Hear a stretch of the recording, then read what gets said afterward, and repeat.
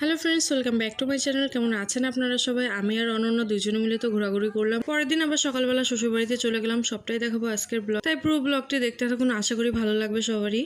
অনন্য খুব সকালে বেরিয়েছে বাসা থেকে, কারণ ওর কলেজ ছিল সকালবেলাতে, আর আমার তো পড়া আছে দুপুরবেলাতে। এই জন্য আমি একটু লেট করে বেরিয়েছি। ওর কলেজ শেষ হয়ে গেছিলো, তারপরেও আমার জন্য ওয়েট করছিল যে আমি আসবো তার জন্য। আমি আসার পরে তো ওর সাথে দেখা হয়ে গেছে, কিন্তু স্যারের ওখানে যেয়ে দেখি যে আজকে স্যার পড়াবে না, স্যারের ডিউটি আছে এই জন্য।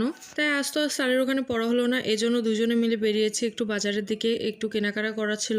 কেনাকাটা করা বলতে ওর একটা ওড়না কেনা বাকি ছিল, সে ওড়নাটা কিনছিল। আর কেনাকাটা করার পরে আবার চলে এসেছি একটু তরকারি বাজারে। আর তরকারি বাজারে এসে ভাবলাম যে একটা ব্রোকলি কিনে নিয়ে যাই। আমার বাজার করতে অনেক বেশি ভালো লাগে, সেটা তরকারি হোক বা অন্য কিছুই হোক না কেন। বেশ কয়েকদিন ধরে তো বাজার করা হয় না, কারণ বাবার বাড়িতেই আছে, এখান থেকে তো আর বাজার করা হয় না।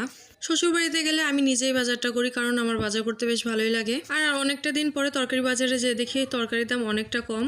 শীতকালে আমার এই জিনিসটা বেশ ভালো লাগে, কারণ তরকারির দাম অনেকটা কম থাকে, বেশ অনেকগুলো তরকারি হয়ে যায় অল্প টাকাতেই।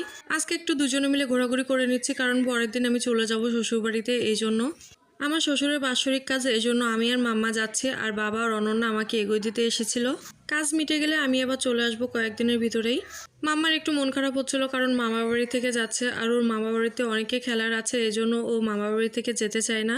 বাবা মাম্মাকে একটা হাওয়াই মিঠা কিনে দিয়েছে, আর মাম্মা বারবার করে বাবাকে আর অনন্যাকে দেখছিল আর টাটা করছিল যে আমরা চলে যাচ্ছি, সেজন্য ওরও মনটা অনেকটা খারাপ।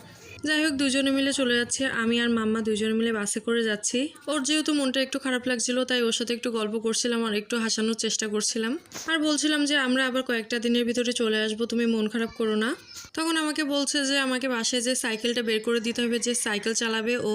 তাই বললাম যে ঠিক আছে, তাই হবে, তুমি যেটা চেয়েছো। আজকের ব্লগটি এই পর্যন্ত। ব্লগটি কেমন লাগলো অবশ্যই কমেন্ট করে জানাবেন, আর যদি ভালো লাগে তাহলে একটা লাইক করে দিয়ে পাশে থাকবেন। সবাই ভালো থাকবেন, সুস্থ থাকবেন। আজকের মতো টাটা।